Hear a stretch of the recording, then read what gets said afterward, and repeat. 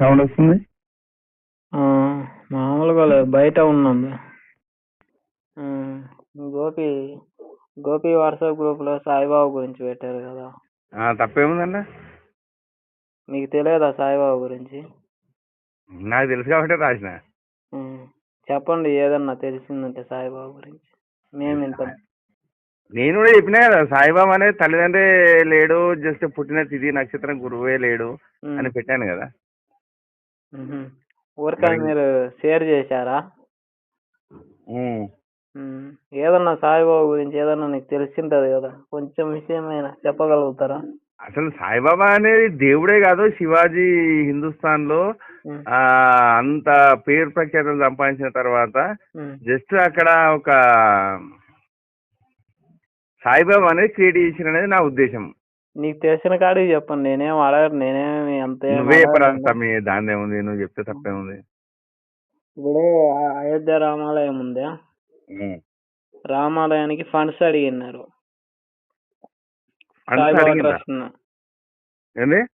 Saibaba trust ను funds అడిగినారు, ఇప్పుడు హిందూ ఆలయం అని. అవును తమ్మి, అది ఫండ్స్ అడిగి తీయలేదు, మక్కకు పోయే వాళ్ళకి ఇచ్చిర్రు అవన్నీ. నేను సీనియర్ చాలా. హలో, అడిగితే దానికి ఫండ్స్ మక్క వాళ్ళకి ఇచ్చిర్రు, మస్జిద్ వాళ్ళకి ఇచ్చిర్రు. ఎందుకు ఇచ్చిందో నేను చెప్తా, పూర్తిగా చెప్తా అయినా. నాకు అడిగితే వాళ్ళు ఏం చేసిండ్రంటే, మామూలుగా ఇది హిందూ దేవాలయం కదా, అందుకే దేవాలయ శాఖలో విలీనం లేదు సాయిబాబా అని చెప్పాను కదా.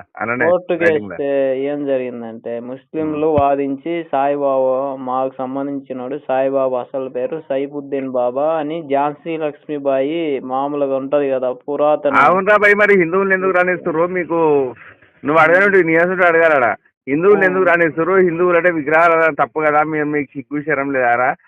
మరి మీకు అది బొమ్మ పెట్టుకొని వచ్చిన ఫండ్స్ మీరెందుకు తీసుకుంటారా? సిగ్గు శరం లేని వాళ్ళ అని అడగొద్దా నువ్వు? నేను అడుగుతా.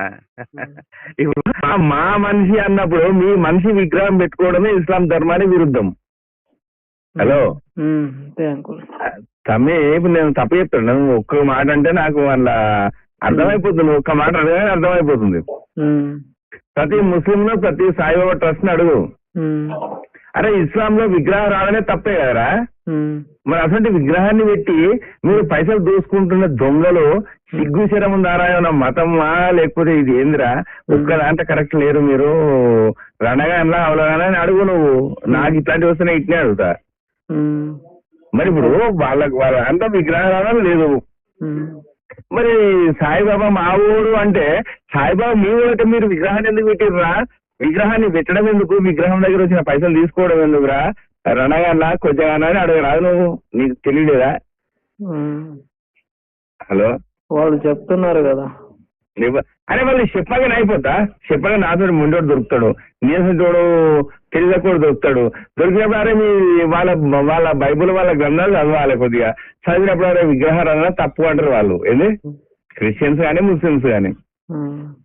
మరి విగ్రహారాధన తప్పు అయినప్పుడు మీ సాయిబాబా విగ్రహం పెట్టడం ఎందుకు? హలో, పెట్టడం ఎందుకు? ఆ పెట్టిన హరాం పైసా మీరు వాడుకోండి ఎందుకు అని అన్నది. అంతే గారు, మీరు చెప్పేది కరెక్ట్. ఒకటి వాళ్ళు ఏమంటుండే దానికి నేను చెప్తా, కొంచెం ఏముంది, మనం తొందరపడితే ఏది రాదు, నిదానంగా మాట్లాడాలి, నిదానంగా. అంటే నువ్వు ఇప్పుడు నువ్వు వచ్చాడు, నేను దానికి కరెక్ట్ ఆన్సర్ చెప్పిందా చెప్పలేదా? చెప్పిండ్రు. అడిగే క్వశ్చన్ చేసే కెపాసిటీ తెచ్చుకోవాలని చెప్తున్నా. నేను చెప్తా, నా దగ్గర నుంచి ఇంటరా కొంచెమన్నా మీరు. ఇప్పుడు వాళ్ళ మామూలు ప్రవక్తగా విగ్రహారాధన లేదు. హలో, మీరు చెప్పేది కరెక్ట్ అయ్యి గారు. మరి ఇప్పుడు సాయిబాబా విగ్రహారాధన పెట్టి విగ్రహాన్ని పెట్టింది మా దేవుడు మా కులపోడు అంటే, మీ కులపోడు ఎట్లయితే విగ్రహం అయిందో అంటే మీ కులపోడు కాదు. మరి ఆ పైసలు మాత్రం కావాలి ఎందుకు మీకు? నువ్వు అడుగు ఇట్లా 10 మంది తోటి. వాళ్ళు నేను చెప్తా ఏమన్నా హిందువులకు సిగ్గులెత్తి కొంచెం చెప్తా నేను. ఝాన్సీ లక్ష్మీబాయి బుక్ ఉంటది కదా, బుక్స్ మామూలుగా బుక్ వరంగల్ డిస్ట్రిక్ట్ కదా ఝాన్సీ లక్ష్మీబాయి? వరంగల్ కాదు, చెప్తా వినండి. ఝాన్సీ లక్ష్మీబాయి మామూలుగా ఇది ఉన్నది, ఇది దాని బుక్ లైబ్రరీ పాత బ్రిటిష్ వాళ్ళది. వీళ్ళు దాంట్లో అదేసి మామూలుగా నోటీస్ వేసి ఝాన్సీ లక్ష్మీబాయి బుక్ ఉంటది కదా, బ్రిటిష్ వాళ్ళు కట్టించింది అప్పుడు పూర్వకాలం. దాంట్లో ఆధారాలు వాదించి 5,000 కోట్లు తీసుకున్నారు సాయిబాబా ట్రస్ట్ నుంచి. అరే సాయిబాబా ఇవ్వడు అని అడిగే ప్రతి హిందువులో ఆ ధైర్యం రావాలి. సాయిబాబా పైసలు హిందువులకు రావాలి కానీ అసలు వాళ్ళ దాంట్లో విగ్రహాలనే తప్పు. వాళ్ళ విగ్రహాల కాంచెలు వచ్చిన పైసలు దెంగిపోతుర్రా, అది మీ మతానికి విరుద్ధం. మీరు కొంచెం వినండి. ఇప్పుడు వాళ్ళు వాదించండ్రు, ఎలా వాదించండ్రు అక్కడ ఆధారాలు తీసుకొచ్చి 5,000 కోట్లు తీసుకున్నారు. ఫండ్స్ ఉంటాయి కదా హిందువులకు సిగ్గు శరం లేదని రాశాగా నేను. హిందువులే పోతుండ్రు కదా. అంటే మైండ్ ఇప్పుడు ఒక మనిషిని ఎలా తయారు చేయొచ్చు అంటే రాక్షసునిగా తయారు చేయొచ్చు, యోగిని తయారు చేయొచ్చు, పిచ్చోనిగా తయారు చేయొచ్చు. హిందువులు పిచ్చోనిగా తయారు చేసిన 70 నుంచి కాంగ్రెస్ గవర్నమెంట్. నవ్వుతావేంత నిజం ఇది. కరెక్ట్ అన్నా. మీకు తెలుసా గారు? అదే నేను చెప్తున్నా. ఇప్పుడు హనుమాన్ చాలీసా చదువు, అందులో ఎంత జ్ఞానం ఉంటది. రామాయణంలో ఫస్ట్ ఒక మనిషి జీవితం ఎలా ఉండాలో చదువు జ్ఞానం వస్తుంది. సాయిబాబా దండం పెట్టి పైసలు చూస్తారు పిచ్చోళ్ళు. అంటే వాళ్ళ మైండ్ లో గట్ట ఫిక్స్ అయిపోతుంది, వాళ్ళకి ఏం తెలియదు. ఏం తెలియకపోతే నీ అసలు ఎందుకు పుట్టిండు ప్రశ్నించేవాడు ఉండాలి కదా. మరి నువ్వు బుద్ధి చెప్ప, నీ పేరు నేను గ్రూప్ లో జాయిన్ చేస్తా, అన్ని గ్రూప్ లో జాయిన్ చేస్తాను. మనము మీడియా పరంగా చేస్తుంటాం. ఏ మీడియా ఎవరికి దోషినట్టు వాడు రాస్తానే ఉంటాడు పిచ్చి లంజకులు. అసలు నిజమైన చరిత్రను ఎవడు చెప్పాడు. హలో, వాళ్ళు 12వ శతాబ్దం వరకు మన వరంగల్ కోట ఉంది. ఇంతటి హిస్టరీ, ఇంత చరిత్ర, 1000 స్తంభాల గుడితో సహా ఇంత ఉంది. అప్పటికి వాళ్ళకు అన్నం నుండి మెతుకులు ఎడారి మతాలు. అరే ఇక్కడ మస్తానం కూడా దోసుకపోయి వచ్చారు. వాళ్ళు పెద్ద గొప్పోళ్ళు ఎప్పటికి కాదు. హలో, అంతే అంతే. వాళ్ళు పెద్ద గొప్పోళ్ళు ఎప్పటికి కాదు. ఏమున్నా లంజలు కాబట్టి పట్టే పాస్టర్స్ ఉంటారు. ఏ దాన్ని గుంజుకపోవాలి ఎక్కడికక్కడ. అది క్రిస్టియన్ 100 కులాలు ఉంటాయి. అంతే అంతే. మళ్ళా ఒక అంటే నేను చెప్తాను తప్పనుకుంటున్నావా? తప్పేం లేదు. ఒక చర్చికి పోయినా ఇంకో చర్చికి పోవద్దు, ఇంకోటి పోవద్దు. అంటే విభేదాలు వాళ్ళలో ఉన్నాయా మనలో ఉన్నాయా? ఏంది మనలోనే. మన వాళ్ళు మైండ్ సెట్ బాగాలేదు. అంటే ఇప్పుడు ఇదేంటిది ఒక భయపడతారు చూడు, ఇళ్ళను ఏమంటారు చూడు, భయపడతారు. బానిసలు భయపెట్టుకుని మనోళ్ళను బానిసలుగా తయారు చేసిండ్రు. చేసిరంటే మరి వాళ్ళంట చేసిరు కత్తులు తలవాళ్ళు పట్టుకొని. నీ అసలు తెలుగులోడు ఏం చేస్తుండు? ఏంది పాస్టర్లు గొప్పలు అంటారు కదా. ఈ చర్య మేమైతే ఏ రావణ గుడి పోవచ్చు, కృష్ణ గుడి పోవచ్చు, ఇడి పోవచ్చు, ఇన్ని జాల ఏ దేవాలయమైన మమ్మల్ని వద్దంటూ ఉండడు. అరే మీరేంద్ర ఒక చర్చ నుంచి ఇంకో చర్చికి పోతే మీరు ఎలా కొడతారు? సైఫుద్దీన్ బాబా గురించి లాస్ట్ ఒక 3 మాటలు చెప్పండి, మనం ఏం చేయాలి? అరే సైఫుద్దీన్ బాబా వదిలిపెట్టామని నాకు తెలిసిన విషయాలే, కానీ నువ్వేం చేస్తున్నావు హిందూ ధర్మం కోసం అని చెప్పు నాకు. ఇప్పుడు మనం డిస్కషన్ చేస్తాం కదా, అది మన గ్రూప్ లో పెడతాం. అరే బాబాలను పక్క పెట్టుకో. ఇది నేను ఏంటంటే రాతపూర్వకంగా పంపిస్తా. నా వాయిస్ మెసేజ్ ఎందుకంటే నాది జస్ట్ హైదరాబాద్ లో ఉంటున్నాను. వాయిస్ మెసేజ్ ఎందుకు కానీ నేను చెప్పింది అయితే కరెక్టే ఉంటది.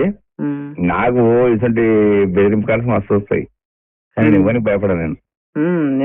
అది కాదు, ఇప్పుడు మూడు విషయాలు చెప్పండి. సైఫుద్దీన్ సాయిబాబా అసలు పేరు సైఫుద్దీన్ బాబా. అరే సైఫుద్దీన్ గాడే కూడా మన 11వ శతాబ్దం వాళ్ళు పుట్టిందే 1400 సంవత్సరాల క్రితం. ఆంచెలు వచ్చింది కాకతీయ రాజులు 12వ శతాబ్దంలో. ఆ తర్వాత లాస్ట్ కి వచ్చి సోమనాథ ఏమన్నా దూసుకపోవడం, దొంగతనం చేయడం, గంతే లేదు. లేదంటే ఆడలు ఎత్తుకపోవడం, ఒకరొకరు 10 మంది 15 మందిని పెళ్లి చేసుకోవడం, అంతకంటే మించిన చరిత్ర వాళ్ళ దగ్గర ఏమున్నది చెప్పు. క్రిస్టియన్ లంజకులు అయితే వాళ్ళు ఒక ఆడదాన్నే గౌరవించరు. ఏదో ఒక ఆడుకునే వస్తువుగా పంటలు వేస్తారు. పిల్లలు పుడితే పుట్టినగానే మదర్స్ డే, ఫాదర్స్ డే అంటే ఒక పెద్ద గలీజ్ డే. ప్రతి రోజు మనకు మదర్స్ డే మన హిందుస్థాన్ లో మదర్స్ డే ఫాదర్స్ డే అని ఎందుకు జరుపుకుంటారు అంటే ఇప్పుడు ఒక ఆమెకు పిల్లోళ్ళు పుడతారు, ఒకటి పెళ్లి చేసుకున్న తర్వాత పిల్లలు వదిలిపెడతారు అమెరికాలో, కానీ ఇక్కడ క్రిస్టియన్ కంటే వదిలిపెట్టి మళ్ళీ లేదు కదా, ఇలా విడాకులు ఇచ్చి వేరే వాడిని ఎంతో మంది హిందూ ధర్మం లేదు కదా తమ్మి, అది విడాకులు అనే విషయమే మన హిందూ ధర్మంలో లేదు. తెలుసు కదా ఫాదర్స్ డే అంటే చెప్పు, కొంచెం వివరించి చెప్పు. ఫాదర్స్ డే ఏ ఫాదర్స్ డే అంటే ఏంది? ఓ ఫాదర్ ఉన్నాడు, నేను అన్నాడు వాడు పెళ్ళ వెళ్ళిపోయింది, వీళ్ళు వెళ్ళిపోయిండ్రు, మళ్ళా వాళ్ళు ఇంకో దగ్గర ఇట్లా సంగతి. ఆ ఫాదర్స్ డే అంటే ఏంటంటే వాళ్ళు ఎన్నో దగ్గర హాస్టల్లో ఎన్నో వాళ్ళ క్రిస్టియన్ యూనిటీలో వేస్తారు అన్నారు, కుక్కలు లెక్క అన్నారు. కానీ తర్వాత వాళ్ళు వదిలిపెట్టిన తర్వాత అబ్బో నాకు ఇచ్చినోడే అని ప్రూఫ్ ఏముండదు ఆడ. పోయి ఆ రోజు ఫాదర్స్ డే అని పెట్టుకుంటారు. మన హిందువులు ఫాదర్స్ డే అని పెద్ద గొప్ప చెప్పుకుంటారు. మీరు ఒక 70% చెప్పిండ్రు, 30% చెప్పలేదు. 30% ఏం కావాలి చెప్పిండ్రు. నేను చెప్తా ఇను కొంచెం ఆ 30%. ఇప్పుడు పెళ్లి చేసుకుంటారు కొత్తగా దంపతులు, పెళ్లి వాళ్ళకు ఒక పిల్లోడు పుడతాడు. పుట్టిన తర్వాత ఏదొక విభేదాలు ఏదొక తేడా వచ్చి వాళ్ళు విడాకులు ఇచ్చుకుంటారు. అదే చెప్తున్నా, మన హిందూ ధర్మంలో విడాకులు అనేది ఏది ఉన్నా సరే అనుభవించాల్సిందే. ఇంకా మన విడాకులు ఎక్కడి నుంచి తీసుకొస్తున్నాను? అయ్యగారు కొంచెం వినండి, నేను చెప్తా వినండి. పుట్టాడు కదా, పుట్టిన తర్వాత వాడు తండ్రి వాడిని ఎక్కడో సార్ వదిలేస్తాడు హాస్టల్లో. తల్లి వేరే వాడిని పెళ్లి చేసుకుంటది, తండ్రి వేరే పెళ్లి చేసుకుంటాడు. వాడు అనాథ అయిపోతారు. వాడు ఏం చేస్తాడంటే ఇంక అమ్మ ఎవరో నాన్న ఎవరో తెలియదు వానికి. అప్పుడు ఫాదర్స్ డే అనే దాని కింద వాళ్ళు జరుపుకుంటారు. అమ్మ ఎవరో నాన్న జరుపుకోవద్దు, అది నాకు మనకేం మన పద్ధతులు ఏమో అలా. ప్రతి 24 hours గురువుని గౌరవిస్తాం, మనం తల్లిదండ్రిని గౌరవిస్తాం. ఈ టీవీ సీరియల్లు, ఈ టీవీలు, ఈ సినిమాలు వచ్చిన తర్వాత పాశ్చాత్య వచ్చింది, ఈ క్రిస్టియన్ గలీజు మతం మన దేశానికి వచ్చిన తర్వాత ఇంకా ఆ చర్చిలలో చెప్పేది ఏముండదు, అలా ఉన్న జ్ఞానం ఏముండదు. హలో అదే గలీజు మతం అని చెప్పినా కదా, కరెక్ట్. గలీజు మతం. సాయిబాబా గురించి ఒక 3 విషయాలు, ఒక మామూలుగా హిందువులు ఏం చేస్తే హిందువులు ఏం చేయాలి, హిందువులు ఏం చేసేది ఏంటి ఒక్క మాట నువ్వు చెప్పు. సాయిబాబాలు ఒక్కటే మాట చెప్పు. అరే మీకు విగ్రహారాధన తప్పు కదా, ముస్లింలు సాయిబాబా దగ్గర వచ్చిన పైసా తీసుకొని సిగ్గుశనం లేదా అని అడగరాదా నువ్వు? ఇప్పుడు ఇప్పుడు ఎగ్జాంపుల్ చెప్తా చూడు, మనం మాత్రం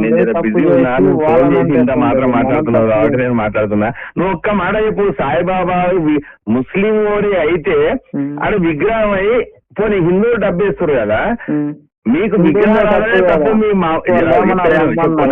అయిపోయి మహమ్మద్ ప్రవక్తకే విగ్రహం లేదు. హలో, అసలు విగ్రహారాధనే మీకు తప్పు.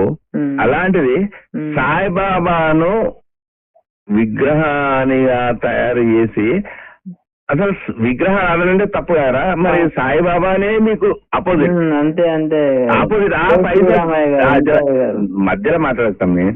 సాయి విగ్రహారాధన అంటేనే మీకు తప్పు కదా, మరి విగ్రహారాధన సాయిబాబా నుంచి వచ్చిన పైసలు మీరెందుకు తీసుకుంటుర్రా? రెండా కొద్దిగారులుగా అందాదా ఏదేముంది? మీ అభిప్రాయం అది. మరి నీ అభిప్రాయం ఉందా చెప్పు. మన అభిప్రాయం కూడా అదే. మన అభిప్రాయం నీ అభిప్రాయమే మన అభిప్రాయం. నేను క్లుప్తంగా నిదానంగా వివరించేద్దాం అనుకుంటున్నాను. అంటే ఎంత ఎక్స్పర్ట్ కావచ్చు. ఇప్పుడు పల్లెటూరులకు మా క్లాస్మేట్లకే నేను ఇట్లా సంగతి చెప్తే నా క్లాస్మేట్ నా గ్రూప్ లకే వెళ్ళబడతారు, ఇది చేస్తారు. అసలు 10 గ్రూపులు 20 గ్రూపులు ఫీడ్ చేసి నేను ఉన్నట్టు మాట్లాడతా, ఉన్నట్టు మాట్లాడతా. వీళ్ళేమో అన్ని మతాలు ఒకటేరా ఇది ఒకటేరా అంటే వాళ్ళకి చెప్పాలంటే ఈ 800 సంవత్సరాల బానిసత్వం వల్ల పోదు. అన్ని ఒకటి అంటాడు, అన్ని ఒకటే అంటాడు. అన్ని ఒకటి అంటే పాకిస్తాన్ ఎందుకు విడిపోయిందిరా, ఆఫ్ఘనిస్తాన్ ఎందుకు విడిపోయింది? హలో, ఎక్కడ ముస్లిం జనాభా క్రిస్టియన్ జనాభా పెరిగితే మాకు సపరేట్ దేశం కావాలని ఎందుకంటారా అని ఒక మాట అడగరాదు నువ్వు. మనం కూడా చాలా మంది నీలాంటి వాళ్ళు చాలా మందితో మాట్లాడినా, ఇదేం కొత్త ఏం కాదు నాకు. అరే కరెక్టే తమ్మి, మరి నేను చేసిన తప్పులు ఏమైనా మాట్లాడిన తప్పు ఉంటే నన్ను నాకు చెప్పు. ఏం లేదు, నేను మీతో వాస్తవం నేర్చుకుంటా. అన్నారు, మీరు కరెక్ట్ గా చెప్పిండ్రు. మీకు జై శ్రీరామ్, నమః శివాయ ఓం. మనం ఓం నమః సమాప్తం శివాయ. చేద్దాము. నమః శివాయ ఓం. ఓం నమ శివాయ అనేది పలకదు మనకు. ఏ ఓం నమ శివాయ అంటే ఏంది? ఆ పంచభూతాలు ఉన్నాయి అంతే. ఇప్పుడు ఆడ దేవుడు సృష్టి కాదు. చూడండి ఏం తెలుసా, ఓం నమ శివాయ అంటే అందులో ఒకసారి చాగంటి కోటేశ్వరరావు గరికపట్నం చెప్తాడు. నమ శివాయ అంటే ఇందులో పంచభూతాల పేర్ల పేరే ఇప్పుడు వర్ణదేవుడు, గోమాత, ఇట్లాంటి మనకి ఏదైతే కంటికి అవుపడి మనకు ఇది చేస్తున్నాయో వాళ్ళ పేర్లే ఓం నమ శివాయ.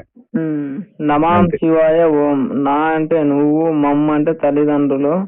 నువ్వు తల్లిదండ్రుల నుంచే కదా పుట్టింది. ఏమన్నా నువ్వు సొంతంగా పుట్టినవా? ఏమన్నా పైనుంచి దిగి వచ్చినవా? లేదంటే భగవంతునివే నువ్వు? ఓం నమ శివాయ అనడానికి ఓంకారం నుంచి పుట్టినవా? నువ్వు తల్లి నుంచి పుట్టినవే కదా. మన హిందూ ధర్మం ఏం చెప్తారు సార్,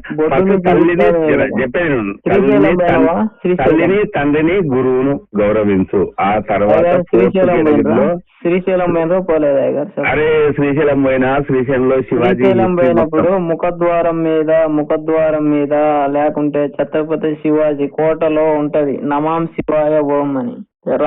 రామదాసు కూడా అదే చెప్తాడు, ఆయన గురువు. నమాం శివాయ అంటే దాని గురించి వివరించి చెప్తాడు. బ్రహ్మంగారి కాలజ్ఞానంలో ఉంది, బ్రహ్మంగారి ఆత్మజ్ఞానంలో ఉంది నమాం శివాయ ఓం అని. మన భరతఖండంలో ఒక్కడిగా ఇక నువ్వు చెప్పింది, నువ్వు మహాజ్ఞానివే, నాకు అర్థమైంది. నువ్వు ఇంత వివరించి చెప్తున్నావు అంటే జర నాకు పనింది. అయితే ఇప్పుడైనా సరే మన హిందూ ధర్మంలో, మన హిందూ 4 దిక్కుల 4 పీఠాలు ఆదిశంకరాచార్యులు. లాస్ట్ కు ఇస్లాం మతం విరిగిపోతే లాస్ట్ విరాట్ వీరబ్రహ్మేంద్ర స్వామి కాలజ్ఞానంతో సహా మొదలుపెట్టి ఆదిశంకరాచార్యులు, రమణ మహర్షి ఇట్లాంటి వాళ్ళు గొప్ప వాళ్ళు ఏ మతంలో పుట్టలేదు, మన హిందూ ధర్మంలో మాత్రమే పుడతారు. నేను చెప్పేది ఇంద్రాయ్ గారు, మీరు చెప్పేది 100% కరెక్ట్, నేను కాదంటాను. ఫస్ట్ నీలోంచి మార్పు రావాలి, నీలోనే ఒక శివాజీ పుట్టాలి, నీలోనే ఒక అదే రాధా మనోహర్ దాసు. నీకు ఇంత తెలివి ఉంది, రాధా మనోహర్ దాసు తెలుసు కదా? తెలుసు. అని నువ్వు ఇంట్లో సంగతి ఇంత మాట్లాడుతున్నావు, హిందూ ధర్మం కోసం ఏం చేస్తున్నావు, నువ్వు ఏం చేసావు అన్నాడు. అనగానే నేను ఏం చేస్తానో ఒక 10 గ్రూపులకు క్రియేట్ చేసిన, మొత్తం అన్నికి ఇచ్చే రాసి పెడతా. రాధా మనోహర్ దాసు 5 సార్లు మాట్లాడినా, కానీ నువ్వు హిందూ అయినా హిందూ ధర్మం కోసం ఏం చేసావని అడిగాను. మరి నువ్వు అన్నిటికీ ఇన్ని సమాధానం చెప్తున్నావు, కానీ నీ దోస్తులకు, నీ క్లాస్మేట్లకు, నీ ఫ్రెండ్స్ కి ఏమైనా చెప్పినావా అన్నాడు. ఏం సార్ చెప్తే ఇంటలేరన్నా. గురూజీ చెప్తే ఇంటలేరు, వాళ్ళు అన్ని మతాలు ఒకటే అంటారు, ఇట్లా సంగతి. అయితే గ్రూపులు క్రియేట్ చేసి ఇక గిట్నే ఇంకా వెతుడు స్టార్ట్ చేసిన. మా ఊళ్ళో కనీసం బీజేపీకి ఒక్క ఓటు కూడా వాళ్ళకి పోయేది. అట్లాంటిది మొన్న 60-70 ఓట్లు పడ్డాయి. అదే సంతోషం. అంటే మనం పర్సనల్ గా మాట్లాడుతున్నాం, గ్రూపులో ఏం పెట్టదు. వాళ్ళకి అలవాటు చేయాలి. ఎందుకంటే ఇగో అందరూ అందరూ క్రియేటర్స్ ఉండరు, అందరూ గ్రహించే శక్తి ఉండదు. కాబట్టి మనకు అందరూ ఇంకో భగవంతుడు జ్ఞానం ఇచ్చినప్పుడు మన హిందూ ధర్మం విలువేంది, మన ఇదేంది అన్ని మనలాంటి 40 వాళ్ళకు వాళ్ళగారు ఇటు సాయిబాబాను మొక్తాడు. అరే సాయిబాబాను మొక్తే సాయిబాబాకు వచ్చిన పైసా దేవాదాయ శాఖలో విలీనం లేదు. మరి అక్కడ వచ్చిన పైసలు మాత్రం తురుకోలు తింటారు క్రిస్టియన్. ఈ లంజ ఓడుకులు క్రిస్టియన్లు అయితే కిరస్తానే లంజ. నేను చెప్తా గారు, మీరు మళ్ళీ పాయింట్కి వచ్చింది కదా. ఇప్పుడు ఆడికి పోవడం మనోళ్ళ తప్ప, వాళ్ళ తప్ప పెట్టడం మనోళ్ళ తప్పే కదా పోవడము. వాళ్ళు ఏమో అంటుండ్రు కదా, వాళ్ళేమో మనోళ్ళదే కదా తప్పు, మనోళ్ళదే. కానీ తీసుకుంటారు కదా, సిగ్గు ఉండాలా, చరం ఉండాలా, వాళ్ళకేం సిగ్గుంటది. ఇప్పుడు నేను ఒకటి రోడ్ లో లారీ వచ్చింది, నేను ముళ్ళులు పెట్టినా, పోయేటప్పుడు లేవు, వచ్చేటప్పుడు నేను నీ కనప రాకుండా పెట్టినా, కానీ నువ్వు నీదే కదా తప్పు, చూసుకోకుండా రావడం. అరే నా ధర్మం కరెక్ట్ అనేటోడు దొంగ పైసలు విగ్రహాల పైసలు ఎందుకు తీసుకుంటాను అడగరాను. పోనీ మన హిందువులో తప్పే, నేను ఒప్పుకుంటున్నా. హలో అంతే, హిందువులో తప్పే. మరి అంత కరెక్ట్ కదా, మరి వాడు ఎందుకు తీసుకుంటున్నావు అడగరాదు. మరి మనం అంటే అమాయకంగా చేస్తున్నాం అనుకో. మన హిందువులు 800 సంవత్సరాల క్రితం బానిస బతుకులు కదా, మరి వాడెందుకు తీసుకుంటున్నాడు అడగరాదు. ఓకే అంటే ఇట్లా ఎదుర్కొచ్చిన ఇప్పుడు మన హిందువులు అంటే సెక్యులర్ అన్ని మతాలు ఒకటే అనేంత మూర్ఖత్వంలో ఉన్నారు. నేను చెప్తే నన్నే కుదు తిడతారు. సరే అయ్య గారు, జై శ్రీరామ్. పని ఉంది. జై శ్రీమన్నారాయణ. జై శ్రీరామ్. నమః శివాయ. ఓం నమ శివాయ. నమ శివాయ. ఓం నమ శివాయ అనే దాని గురించి ఒక్క ముక్క చెప్పి పెట్టేస్తాయి గారు. చెప్పండి. ఓం నమ శివాయ అంటే ఓంకారాన్ని దర్శించిన వాళ్ళు ఓం నమ శివాయ అంటారు. అర్థమైందా? మనం ఇప్పుడు దర్శించలేదు, తల్లిదండ్రుల నుంచి పుట్టినాం. నమాం శివాయ ఓం అనొచ్చది. నమాం అంటే మమ్మ అంటే తల్లిదండ్రులు, ఆడ మగ. ఎక్స్ వై అంటారు. మన డిఎన్ఏ లో ఎక్స్ వై అనేది మనం ఇప్పుడు జరిపోతూ నావు పంపు పెనేసుకుంటే ఉంటది చూడు, పిల్లల్లాగా అంత కరెక్ట్ పక్కా. అయితే నువ్వేం చేయ తెలుసా, ఫస్ట్ రామాయణాన్ని తెలుసుకో. మనిషి అంటే ఇలా బతకాలి అని భగవద్గీత తెలుసుకో. క్షుద్రం హృదయ దౌర్బల్యం అంటారా. నువ్వు అర్జున ఎంత విద్యాసులు ఎంత సంగతి వీళ్ళు వాళ్ళు నన్ను ఇట్లాంటి రామాయణం మంచిగా చదివి నీ నంబర్ నేను ఫీడ్ చేసుకుంటా. వచ్చినప్పుడు ఫోన్ చేయండి. నువ్వే ఫోన్ చేయరా తమ్మి, నేనైనా ఫోన్ చేస్తా. నీ నంబర్ ఫీడ్ చేసుకుంటా. అసలు నీ పేరేం? చాలా మంది మాట్లాడుతుండ్రు. నీ పేరేం పేరు? నా పేరు రెడ్డి అంటారు. MV Reddy. MV Reddy. Okay, నేను ఫోన్ చేస్తా. నువ్వు ఫ్రీ ఉన్నప్పుడు నాకు కూడా ఫోన్ చేస్తా. జై శ్రీరామ్. నమః శివాయ.